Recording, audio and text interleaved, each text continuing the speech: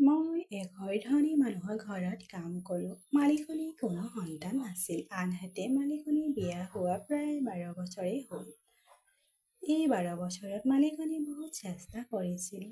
শ্ৰেষ্ঠ ডাক্তৰৰ পৰা চিকিৎসা লৈছিল আৰু পণ্ডিতৰ পৰাও। তথাপিও সন্তান জন্ম দিব নোৱাৰিলে। হয়তো সন্তান মালিকনীৰ ভাগ্যত নাছিল। মোৰ মালিকনীক মই বৰ ভাল পাইছিলোঁ। তেওঁলোকৰ আটাইতকৈ বিশ্বাসযোগ্য দাসী বুলি মই প্ৰমাণিত হ'লো। সেইবাবে তাই নিজৰ সকলো ভাল বেয়া কথা মোৰ লগত শ্বেয়াৰ কৰিছিল। তাই বৰ দুখ মই দেখা পালোঁ। মোৰ মালিকে ল'ৰা-ছোৱালীক বহুত ভাল পাইছিল। আগতে তেওঁ কৈছিল যে যিয়ে নহওক তেওঁক এটা সন্তান লাগে। পতি-পত্নীৰ মাজত ইমান মৰম আছিল যদিও সন্তান নথকাৰ বাবে মালিকে তেওঁৰ ওপৰত বিৰক্ত হ'বলৈ আৰম্ভ কৰিছিল আৰু তেওঁ কৈছিল যে মোক মাত্ৰ এটা সন্তান লাগে, যিকোনো মূল্যৰ বিনিময়ত মোৰ তেজৰ সন্তান লাগে। মা-দেউতাৰ একমাত্ৰ ল'ৰা মই আছিলোঁ। মাৰ পিতৃ-মাতৃৰ মৃত্যুৰ পিছত মই মোৰ প্ৰজন্মক এই পৰ্যায়লৈ লৈ আহিছোঁ। মই বিচাৰোঁ যে ময়ো নিজৰ সন্তান হওক আৰু তেওঁ মোৰ পৰিয়ালটোক আগুৱাই নিব লাগে। কিন্তু যদি মোৰ সন্তান নাথাকে তেতিয়া মোৰ কোনো পৰিয়াল হ'ব নোৱাৰিব। মোৰ প্ৰজন্মটো ইয়াতেই শেষ হৈ যাব। মালিকেও নিজৰ সম্পত্তি উত্তৰাধিকাৰী বিচাৰিছিল।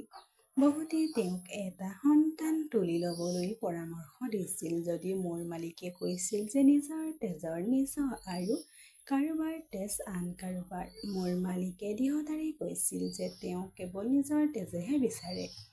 মোৰ মালিকনীয়ে সকলো চেষ্টা কৰিছিল, কিন্তু তথাপিও তাই গৰ্ভৱতী হ'ব পৰা নাছিল। এই কথাত তাই বৰ বিচলিত হৈছিল। আনকি তাই কলা যাদু কৰি দিছিল। তাই সকলো চেষ্টা ব্যৰ্থ হোৱাৰ পিছত মালিকনী মনে মনে বহিল।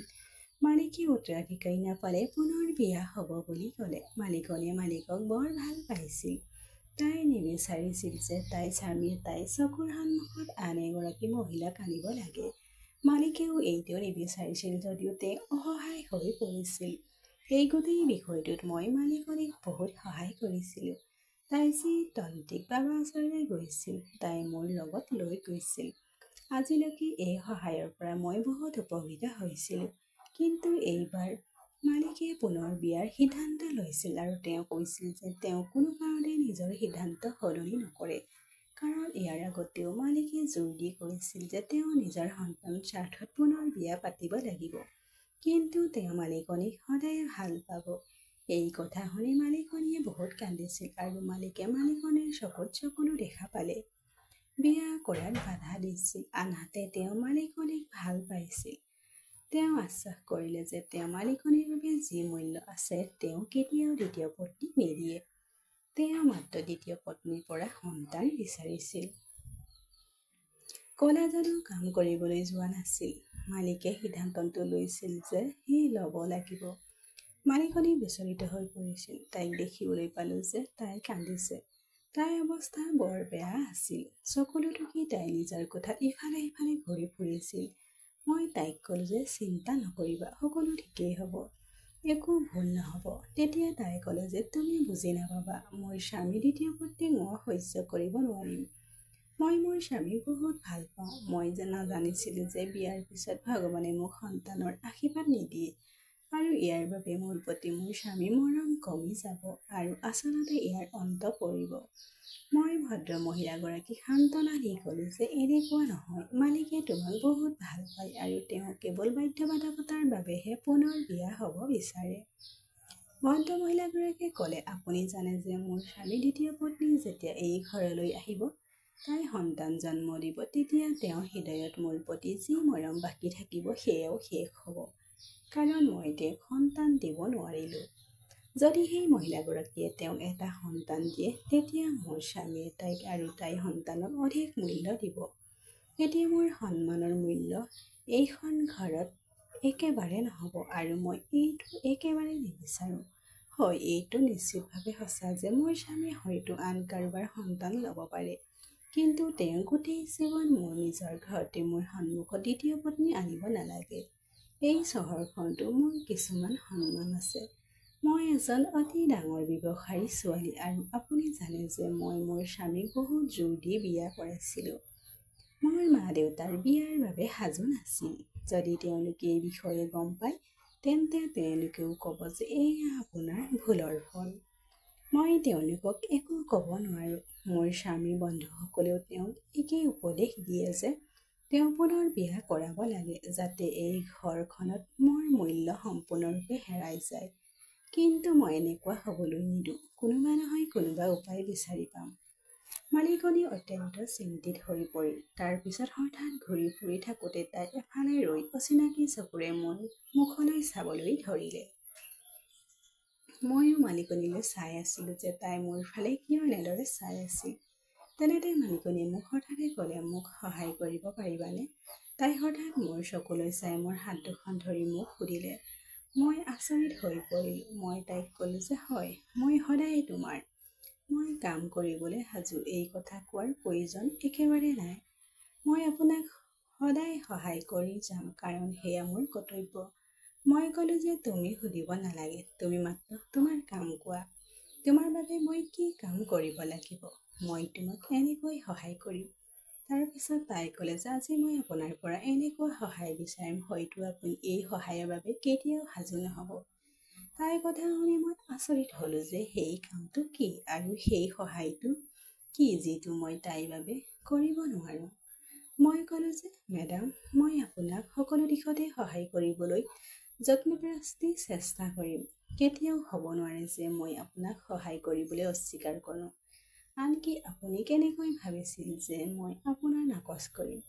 তেতিয়া তাই ক'লে যে যিটো কথা মই এতিয়া তোমাক ক'ম হয়তো তোমাৰ বাবে শুনিবলৈ বৰ কঠিন হ'ব আৰু কৰিবলৈ বৰ কঠিন হ'ব, আৰু আপুনিও নাকচ কৰিব।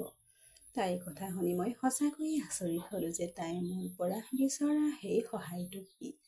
কিন্তু পিছৰ মুহূৰ্ততে মোৰ চকুলৈ চাই তাই মোৰ পৰা ইমান সহায় বিচাৰিলে যে ভৰিৰ তলৰ পৰা মাটি পিছলি গ'ল। খন্তেক সময়ৰ বাবে মেডামৰ কথা শুনি মই স্তম্ভিত হৈ পৰিলোঁ। তাই থতমত খালে। তাই মোৰ মুখৰ ভাৱটো চাই বুজি পাইছিল যে মই বিভ্ৰান্ত হৈ পৰিছোঁ। তাৰ পিছত তাই মোৰ ফালে চাই ক'লে, মই জানিছিলোঁ যে আপুনি মোক এই বিষয়ত সহায় নকৰে, কাৰণ এই কামটো বৰ কষ্টকৰ আৰু কোনো মহিলাই ইমান সহজে এই কামটো নকৰে। তেতিয়া মই ক'লোঁ, মেডাম, এইটো কেনেকৈ হ'ব পাৰে? ইমান ডাঙৰ কাম মই কেনেকৈ কৰিম, সেইটো কাকো নোকোৱাকৈ? আৰু এই কামৰ ফলত মই যি ক্ষতিৰ সন্মুখীন হ'ম সেয়া মোতকৈ আপোনাৰ বাবে বহুত বেছি হ'ব। মই আপোনাক সহায় কৰিম, কিন্তু মই গভীৰ চিন্তাত আছিলোঁ। মোৰ ফালে চাই মেডামে ক'লে, যদি আপুনি মোক সহায় কৰে তেন্তে মই আপোনাক ইয়াৰ বাবে বহুমূল্য পইচা দিম। এই কামৰ বিনিময়ত 25 লাখ টকা দিম। 25 লাখ টকাৰ কথা শুনি মই স্তম্ভিত হৈ পৰিলোঁ। ইমান টকা জীৱনত দেখা নাছিলোঁ। লাখ টকা চকুৰ সন্মুখত। মই বৰ দুখীয়া হোৱাৰ বাবে মোৰ স্বামীৰ দোকান হ'বলৈ ধৰিলে। এজন দুখীয়া খেতিয়কৰ লগত মোৰ বিয়া হৈছিল। মোৰ স্বামীয়ে মোৰ ল'ৰা-ছোৱালীৰ সৈতে গাঁৱত থাকিছিল আৰু মই ইয়াত চহৰত মোৰ মালিকৰ ঘৰত কাম কৰিছিলোঁ। মই ইয়াত কাম কৰি প্ৰতি মাহে স্বামীলৈ টকা পঠাইছিলোঁ। মই ইয়াত কাম কৰিবলৈ আৰম্ভ কৰাৰ পৰাই টকা উপাৰ্জন কৰাৰ পিছতো মোৰ স্বামীয়ে চাকৰি এৰি থৈ গৈছিল আৰু ভগৱানে জানে কিমান লাখৰ টকা ঋণ লৈছিল। আমাৰ ঋণ বহুত আছিল। এই টকা আমাৰ বাবে বহুত উপযোগী হ'বলৈ আছিল। এই ধনৰাশি বৰ ডাঙৰ আছিল। ৰাশি বহুত ডাঙৰ আছিল আৰু কামটো অতি সৰু আছিল। মোৰ বাবে কোনো কথা নাছিল যদি মোৰ ভয় লাগিছিল যে মোৰ স্বামীয়ে মোক এই কামত অনুমতি দিব নে নিদিব। বাইদেউ, মই সম্পূৰ্ণ আশাবাদী আছিলোঁ যে যেতিয়া মোৰ স্বামীৰ 25 লাখ টকাৰ কথা শুনিব তেতিয়া তেওঁ লগে লগে এই কামত সন্মতি দিব। এই কথা ভাবি মই লগে লগে মোৰ কাম কৰিবলৈ মান্তি হ'লোঁ। মই ক'লোঁ যে আপোনাক সহায় কৰিবলৈ সাজু, কিন্তু আপুনিও এই কামৰ বাবে মালিকক প্ৰস্তুত কৰিব লাগিব। তাৰ পিছত মই ক'লোঁ যে যদি বাহিৰৰ পৰা কোনোবাই এই বিষয়ে জানিবলৈ আহে তেন্তে আপুনি জানে মানুহে কেনেকৈ বেয়া কথা ক'ব আৰু ইয়াৰ প্ৰভাৱ আপোনাৰ সুনামতো পৰিব। আৰু আটাইতকৈ ডাঙৰ প্ৰশ্নটো হ'ল যে মালিকে এই কামৰ বাবে মান্তি হ'ব নাই। মালিকনীয়ে ক'লে যে মোৰ স্বামী যেতিয়া পুনৰ বিয়া হ'বলৈ সাজু হ'ব তেতিয়া তেওঁ এই কামৰ বাবে সহজেই মান্তি হ'ব। মোৰ হৃদয় কঠিন কৰি মই এই কথা কৈছোঁ জানেনে? মই ক'লোঁ, মেডাম, আপুনি মালিকৰ লগত এবাৰ কথা পাতিব, তাৰ পিছতহে আমি এই কাম আৰম্ভ কৰিম। এইটো এটা বহুত ডাঙৰ কাম আৰু বহুত ৰিস্কৰ কাম। আপুনি ভাবিব আৰু বুজি পায়। মালিকনীয়ে ক'লে, মই জানো এইটো সৰু কথা নহয়, বৰ ডাঙৰ কথা। মই মালিকক ক'লোঁ, আপুনি আকৌ এবাৰ ভাবি চাওক। এনেকুৱা হ'ব পাৰে যে আপুনি পিছত অপেক্ষা কৰিব লাগিব। তেওঁ ক'লে, মই এই সিদ্ধান্তটো বৰ কষ্টেৰে লৈছোঁ আৰু এতিয়া মই মোৰ সিদ্ধান্তলৈ ঘূৰি নাযাওঁ। তুমি মোৰ চিন্তা নকৰিবা, মই নিজকে নিয়ন্ত্ৰণ কৰিম। তুমি মাত্ৰ মোক সহায় কৰিবলৈ আহিবা। ইয়াৰ বাবে সাজু হওক, যাতে সকলো নষ্ট নহয়। মালিকনীয়ে তাইৰ উদ্দেশ্যত দৃঢ় আছিল। তাই সিদ্ধান্ত লৈছিল আৰু তাই পিছুৱাই যোৱা নাছিল। সহপত্নী এগৰাকী গোটেই জীৱন সহ্য কৰিব নোৱাৰে যদিও এৰাতিৰ বাবেও নিশ্চিতভাৱে বিপদৰ মাজেৰে পাৰ হ'ব পাৰে। গতিকে এই সকলোবোৰ কৰিব লাগিব। ময়ো সিদ্ধান্ত লৈছোঁ। এই কামটো মোৰ বাবে বৰ ডাঙৰ আছিল। প্ৰথমে চাৰ্লিৰ পৰা অনুমতি ল'ব লাগিছিল। ইয়াৰ পিছত মই এই কামটো আগবঢ়াই নিব লগা হ'ল। এই কামটো সঁচাকৈয়ে হৃদয় বিদাৰক আছিল। যদি মোৰ স্বামীয়ে অনুমতি দিছিল, তেন্তে মই মালিকনীক সকলো দিশতে সহায় কৰিবলৈ সাজু আৰু আমি এই কামটো যিমান পাৰি মানুহৰ পৰা লুকুৱাই এই কামটো আগবঢ়াই নিব লগা হৈছিল। কাৰণ যদি মালিক আৰু মালিকনী গোপন কথা মানুহৰ সন্মুখত প্ৰকাশ পায়, তেতিয়া মানুহে ভুল বুজিব। মোৰো ভয় লাগিছিল, কাৰণ মালিকনী বৰ চুটি স্বভাৱৰ আছিল। সেয়ে মালিকনীক বহুত ভাল পাইছিল। কিন্তু যেতিয়া সি গম পাব যে মালিকনীয়ে এনেকুৱা পৰিকল্পনা কৰিছে, তেতিয়া কোনে জানে তাৰ প্ৰতিক্ৰিয়া কি হ'ব। আমি দুয়োৱে একে সময়তে পৰিকল্পনাটোৰ ওপৰত গুৰুত্ব দিবলৈ আৰম্ভ কৰিলোঁ। মই মোৰ স্বামীক ফোন কৰিলোঁ আৰু এতিয়া মালিকনীয়ে মালিকক অহালৈ অপেক্ষা কৰি আছিল। আচলতে আমাৰ প্লেন আছিল যে মালিকনীয়ে কৈছিল যে তুমি মোৰ স্বামীৰ সন্তান জন্ম দিবা, কাৰণ মই গোটেই জীৱন ক্ষতি সহ্য কৰিব নোৱাৰো। কিন্তু মোৰ স্বামী আন এগৰাকী মহিলাৰ লগত এদিন কেৱল সন্তানৰ স্বাৰ্থত সহ্য কৰাটো কোনো ক্ষতি নহয়।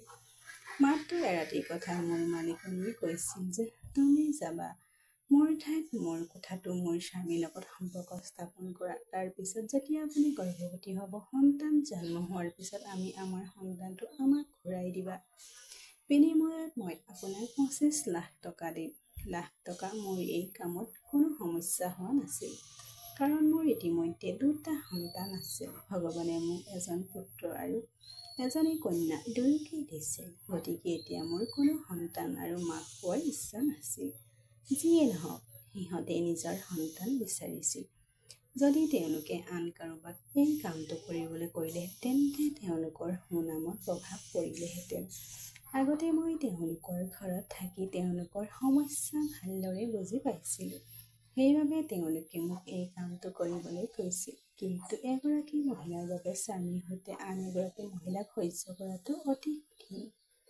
এইটো আছিল মালিকনীৰ এটা ডাঙৰ বাধ্যবাধকতা। কিন্তু এই কামৰ লগত মালিকনীয়ে মোক এটা চৰ্ত ক'লে। তাই ক'লে, মোক ক্ষমা কৰি দিয়া। পুৰুষৰ স্বভাৱ যিকোনো সময়তে সলনি হ'ব পাৰে। সেইবাবে মই তোমাক এই কথা কৈছোঁ যে সন্তান জন্ম হোৱাৰ পিছত তুমি তোমাৰ গাঁৱলৈ যোৱাৰ তোমাৰ স্বামীৰ ওচৰলৈ। ইয়াৰ পিছত আমি তোমাক আমাৰ ঘৰত চাকৰি এটাত ৰাখিব নোৱাৰো। মালিকনীৰ এই বক্তব্যত মোৰ বৰ বেয়া লাগিল। মই তাইক ক'লো যে তেতিয়া মই ক'ত কাম কৰিবলৈ যাম আৰু মোৰ ঘৰখন কেনেকৈ চলিব। তেওঁ ক'লে যে 25 লাখ টকা পোৱাৰ পিছত কাম কৰাৰ প্ৰয়োজন নাই। আৰু দ্বিতীয়তে, যদি এতিয়াও কোনো সমস্যা আছে, তেন্তে মোৰ নম্বৰ আছে, মোক ফোন কৰিব পাৰে। যি টকাৰ প্ৰয়োজন নহওক কিয়, মই তোমাক দি থাকিম, কাৰণ মই তোমাৰ ওচৰত গোটেই জীৱন কৃতজ্ঞ হৈ থাকিম। গতিকে মই গোটেই জীৱন তোমাক সহায় কৰি থাকিম। মালিকনীৰ পৰা এই কথা শুনি মোৰ বৰ ভাল লাগিল। মই মোৰ স্বামীক ফোন কৰি এই সকলোবোৰ ক'লো। প্ৰথমতে মোৰ স্বামীৰ এই কথাত খং উঠিছিল, কাৰণ তেওঁ এজন পুৰুষে স্পষ্টকৈ কোনো পুৰুষে নিজৰ পত্নীক আন এজন পুৰুষৰ হাতত গতাই দিব নোৱাৰে। কিন্তু মোৰ স্বামী এজন লোভী মানুহ আছিল। তেওঁৰ মনটো ভুল কামত আবদ্ধ হৈ আছিল। মোৰ এজনী ছোৱালী আছিল। তাই ভায়েক যত্ন লৈছিল আৰু খাদ্য আদি ৰান্ধিছিল। ইয়াৰ পৰা পঠিয়াই দিয়া টকাখিনি মোৰ স্বামীৰ দুহাতেৰে লুটপাট কৰিছিল আৰু তেওঁ সম্পূৰ্ণ কাম বন্ধ কৰি দিছিল। তেওঁ মোৰ টকাৰে বিলাসী জীৱন যাপন কৰিছিল। আগতে তেওঁ খেতিয়ক আছিল আৰু কষ্ট কৰি টকাৰ উপাৰ্জন কৰিছিল। যদিও মই এটা ডাঙৰ ভুল কৰিছিলোঁ যে মই কাম আৰম্ভ কৰিছিলোঁ। এতিয়া লাখ টকাৰ এই কথা শুনি মোৰ স্বামীয়ে লগে লগে অনুমতি দিলে যে তেওঁ ক'লে যে তেওঁৰ কোনো আপত্তি নাই, তেওঁ কেৱল টকাৰ প্ৰতিহে আগ্ৰহী। যেতিয়া মই মালিকনীক ক'লোঁ যে মোৰ স্বামীৰ মান্তি হৈছে, তেতিয়া মালিকনী বৰ সুখী হৈ পৰিল আৰু মালিকনীয়ে তেতিয়া মোক ক'লে যে তাইৰ স্বামীও সুখী। প্ৰথমতে তেওঁ কিছু দেখুৱাইছিল যদিও তেওঁ সন্তান বিচাৰিছিল আৰু নিজৰ তেজৰ সন্তান বিচাৰিছিল। গতিকে তেওঁ এই কামটো কৰিবলৈ মান্তি হ'ল। ৰাতি হোৱাৰ লগে লগে মালিকনীয়ে মোক মালিকৰ কোঠালৈ পঠাই দিলে। আজি দেখিলোঁ মালিকনীৰ চকুত চকুলো। আজি দেখিলোঁ তাইক বিষত কুটিল হৈ আছে, যেনেকৈ মাছে পানী নোহোৱাকৈ চটপঠাই আছে। কেতিয়াবা এগৰাকী নাৰী ইমানেই অসহায় পৰে যে অসহায়তাৰ বাবে তাই কৰিব নিবিচৰা কামটো কৰিব লগা হয়। আজি মই দেখি আছিলোঁ মালিকনীক বৰ অসহায় আৰু বাধ্যবাধকতা। তাই মোক সাৱটি ধৰি ক'লে, মোক নিৰাশ নকৰিবা। যি উদ্দেশ্যৰে মই আপোনাক পঠাইছোঁ, ভগৱানে মোৰ উদ্দেশ্য পূৰণ কৰক আৰু মোৰ স্বামী সন্তান পাওক, যাতে মোৰ সন্তানৰ অভাৱ পূৰণ হয় আৰু মোৰ স্বামী মোৰ পৰা বিচ্ছিন্ন নহয়। মালিকৰ কোঠালৈ গ'লোঁ। তাই গুচি গৈছিল আৰু টোপনিৰ পিল খোৱাৰ পিছত তাই নিজৰ কোঠাত শুইছিল। সেই নিশাটো হয়তো মালিকনীৰ বাবে কঠিন আছিল। আমি যি ভাবিছিলোঁ একেদৰে হৈছিল। মালিকনীয়ে মোক চহৰৰ শ্ৰেষ্ঠ ডাক্তৰৰ ওচৰলৈ লৈ গ'ল। ডাক্তৰে মোক ভাল খবৰটো দিছিল। মালিকনী আৰু মালিক বৰ সুখী হৈছিল। মালিক যেন মালিকনীতকৈ বেছি সুখী হৈছিল। তেওঁ সুখৰ কোনো সীমা নাজানিছিল। আমি আমাৰ প্ৰথম সফলতা পাইছিলোঁ। ঈশ্বৰে আমাক বেছিদিন অপেক্ষা কৰিবলৈ বাধ্য কৰিছিল। গোটেই বাটটো মোৰ চকুৰ সন্মুখত লাখ টকা ৰাখি আছিল আৰু মই লক্ষ্য কৰিছিলোঁ যে মালিক আৰু মালিকনীও বহুত সুখী। সিহঁতৰ চকুৰ সন্মুখত কেঁচুৱাটো লৰচৰ কৰি আছিল। কোনেও গম পোৱাৰ বাবে মালিকে মালিকনী গৰ্ভৱতী হোৱাৰ খবৰটো সকলো আত্মীয়ৰ মাজত বিয়পাই দিছিল। এইটো কৰিবলগীয়া নাছিল যে এই সন্তানটো মালিকনীৰ গৰ্ভৰ পৰা নহয়, মোৰ গৰ্ভৰ পৰাহে জন্ম হ'ব। মালিকৰ সকলো আত্মীয় বৰ সুখী হৈছিল, কাৰণ কোনেও মালিকক পুনৰ বিয়া হোৱাটো নিবিচাৰিছিল। তেওঁ বাধ্যবাধকতামূলকভাৱে তেনে কৰিবলৈ চেষ্টা কৰিছিল। মালিকে যদি পুনৰ বিয়া কৰিবলগীয়া হয়, তেন্তে বহু বছৰ আগতে কৰিলেহেঁতেন। সন্তান নাথাকিলে ২-৩ বছৰ পাছত দ্বিতীয় বিবাহৰ প্ৰস্তুতি আৰম্ভ কৰে মানুহে। মালিক ইমানেই ধনী আছিল যে যিকোনো মহিলাই তেওঁক সহজেই বিয়া হ'লহেঁতেন।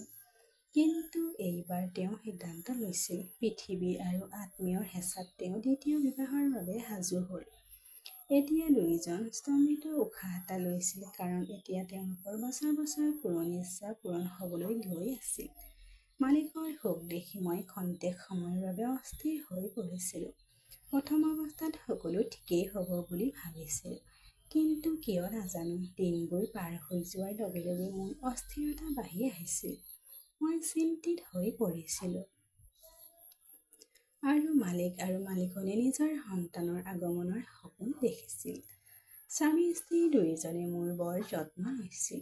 মোৰ বৰ ভাল লাগিছিল যে মই সিহঁতৰ ঘৰত থাকিছোঁ আৰু ইমান বছৰ ধৰি মই তেওঁলোকৰ সেৱা কৰি আহিছিলোঁ। আজি ভগৱানে সেই সময়টো লৈ আহিছিল যে এই স্বামী স্ত্ৰী দুজনে মোক এনেদৰে সেৱা কৰি আছিল যেন মই এই ঘৰৰ মালিক আৰু তেওঁলোক মোৰ চাকৰ। কিন্তু আমাৰ বাবে এই নতুন সমস্যা আহিছিল।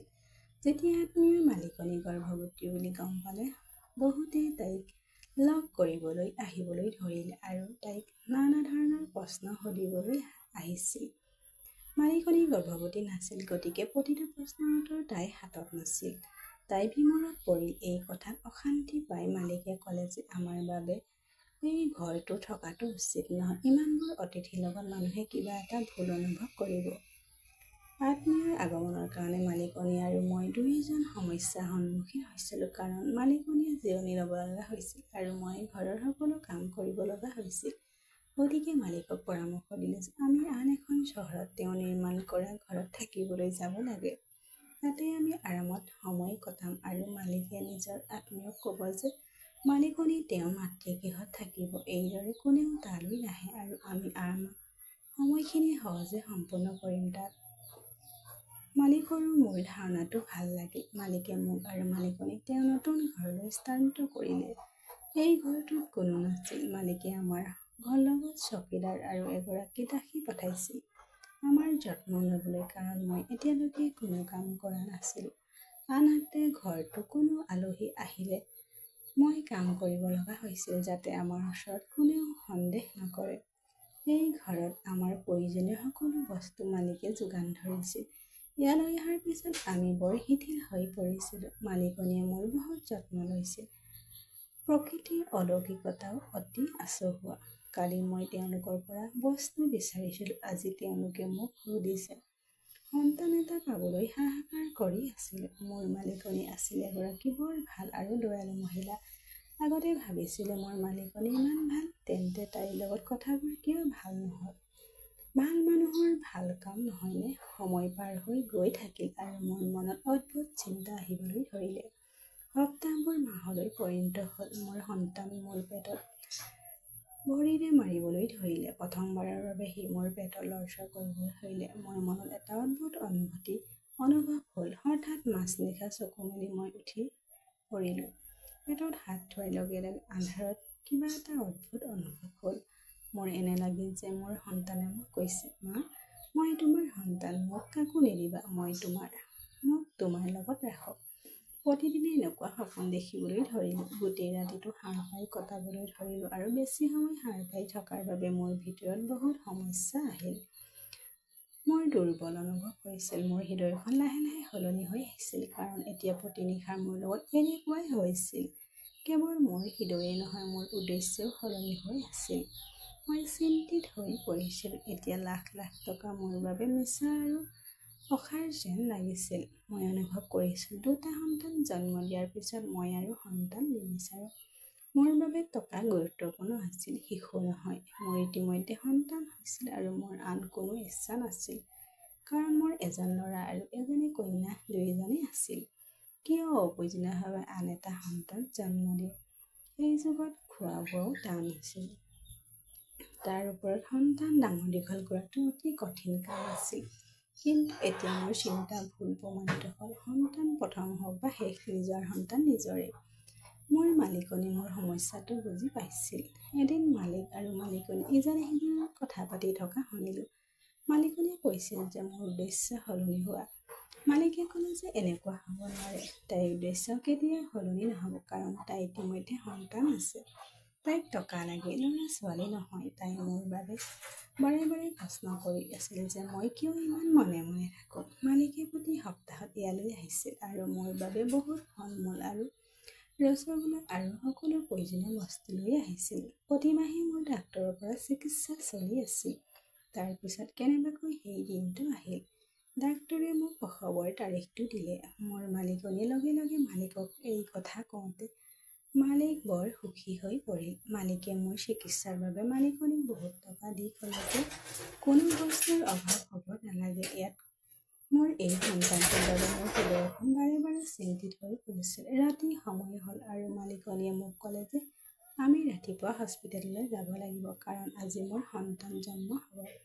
পিছদিনা ৰাতিপুৱা মেডিকেল গৈ ভৰ্তি হ'ব লগা হ'ল, কাৰণ ডাক্তৰে প্ৰসৱৰ তাৰিখ দিছিল আৰু মোৰ অপাৰেশ্যন কৰিবলগীয়া হৈছিল। এই কথা শুনি মই ভয় খাইছিলোঁ আৰু তেতিয়া মোৰ অপাৰেশ্যন হ'ব। মই অন্তৰত ভাবিছিলোঁ যে মোৰ সন্তানটো মই কাকো দিব নোৱাৰোঁ। সেয়া মোৰ সন্তান, মই আন কাকো নিদিওঁ। 25 লাখ টকা যদিও এই সন্তানৰ পিতৃ মালিক আছিল, কিন্তু মই আছিলোঁ তাক জন্ম দিবলৈ যোৱা মাক। পিতৃতকৈ মাতৃ মৰম বেছি, যি সন্তানক কষ্টৰ মাজেৰে পাৰ হৈ 9 মাহ গৰ্ভত ৰাখে। আৰু 9 মাহ গৰ্ভত ৰখাৰ পিছত মই কেনেকৈ মোৰ সন্তানক আন মাতৃৰ কোলাত থৈ দিওঁ? মই মোৰ শৰীৰ অংগবোৰ আন কাৰোবাৰ হাতত তুলি দিব নোৱাৰোঁ। মই সিদ্ধান্ত লৈছিলোঁ যে সিদ্ধান্তটো মোৰ, মই কাকো নিদিওঁ। মোৰ উদ্দেশ্য সলনি হৈ গৈছিল। মোৰ প্ৰসৱৰ সময় হৈছিল, যাৰ বাবে বিষদ অনুভৱ কৰিবলৈ আৰম্ভ কৰিছিলোঁ। মোৰ খৰধৰকৈ অপাৰেশ্যন ৰুমত সোমোৱালৈকে ৰাতি 3 বজাত প্ৰায় এঘণ্টামান কষ্টৰ অন্তত মোৰ সন্তান এই পৃথিৱীলৈ আহিছিল। মোৰ সুখৰ কোনো সীমা নাছিল। মালিকনীৰ সুখৰ সীমা নাছিল। তেওঁলোকে আনন্দৰে মোৰ ল'ৰাটোক আঁকোৱালি ল'লে আৰু দুয়োজনে মোক ধন্যবাদ দিলে। মই সিদ্ধান্ত লৈছিলোঁ যে মোৰ সন্তানক অতি সোনকালে মালিকনীৰ হাতত তুলি লৈ ইয়াৰ পৰা বহু দূৰলৈ গাঁৱলৈ যাম, কাৰণ দেৰি হ'লে সন্তান মোহে মোক বলিয়া কৰিব আৰু মই মালিকনীক দিয়া প্ৰতিশ্ৰুতি ৰাখিব নোৱাৰিম। মই ইয়াৰ পৰা সম্পূৰ্ণ নোহোৱা হৈ যাম। মালিকনীয়ে প্ৰতিশ্ৰুতি পালন কৰি মোক 25 লাখ টকা দিলে। লাখ টকা গৈ গাঁৱত নতুন ব্যৱসায় কৰি ঘৰখন চলাব ধৰিলোঁ। মোৰ সন্তান দুটাক ভাল স্কুলত নাম লগাই দিলোঁ। সুখেৰে দিন পাৰ কৰিবলৈ ধৰিলোঁ। কিন্তু কোনোদিনেই মই মালিকনীৰ লগত যোগাযোগ নাৰাখিলোঁ। ধন্যবাদ।